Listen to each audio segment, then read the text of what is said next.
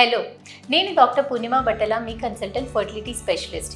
ఈరోజు మనము ఐవీఎఫ్ ట్రీట్మెంట్కి మొత్తం డ్యూరేషన్ ఎంత అవుతుందో తెలుసుకుందాము. ఐవీఎఫ్ ట్రీట్మెంట్ అనగానే మనం చాలా భయపడిపోతాము, అది చాలా complicated process, time taking process అని. కానీ కాదు, ఐవీఎఫ్ పద్ధతిని మొత్తం 2 స్టెప్స్ లాగా డివైడ్ చేస్తాము.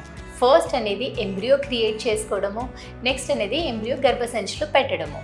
సో మనకి ఫస్ట్ పీరియడ్ వచ్చిన ఫస్ట్ డే నుంచి కౌంట్ చేసుకొని ఒక 10 days వరకు ఇంజెక్షన్స్ ఉంటుంది. ఇంజెక్షన్స్ తర్వాత ఎగ్ బయటికి తీస్తాము. అది తర్వాత ల్యాబ్లో 3 to 5 daysలో ఎంబ్రియోని క్రియేట్ చేస్తాము.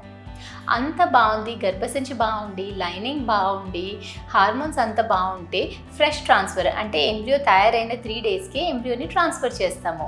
అలా కనుక చేస్తే మనకి ఐవీఎఫ్ మొత్తం 1 నెలలో అయిపోతుంది. కొన్ని కండిషన్స్లో హార్మోన్స్ సరిగ్గా లేకపోయినా, లైనింగ్ బాగాలేకపోయినా కానీ మనం అలా తయారైన ఎంబ్రియోస్ని మొత్తం ఫ్రీజ్ చేస్తాము. ఫ్రీజ్ చేసి పీరియడ్ వచ్చిన తర్వాత గర్భసంచి లైనింగ్ని ఫ్రెష్గా ప్రిపేర్ చేసుకొని ఎంబ్రియో గర్భసంచిలో వదులుతాము. దాన్ని ఫ్రోజన్ ఎంబ్రియో ట్రాన్స్ఫర్ అంటాము. అలాంటి పద్ధతికి మనకి 1.5 months పడుతుంది.